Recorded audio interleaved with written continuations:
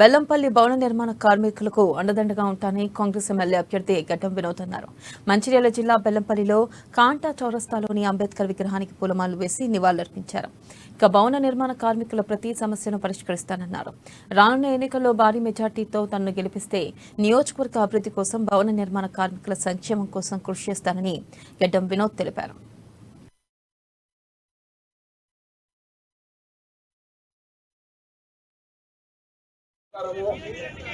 మీరందరూ ఇచ్చిన మన బెల్లంపల్లి ఏరియాని మనం కాపాడుకునే ఒక అవకాశం వచ్చింది. మీరందరూ దయచేసి ఒక మాట అర్థం చేసుకోండి. 10 ఏళ్ల సంది ఏం చేసాడో అందరికీ సంగతి మీకు చాలా చాలా ఇబ్బంది పెట్టింది.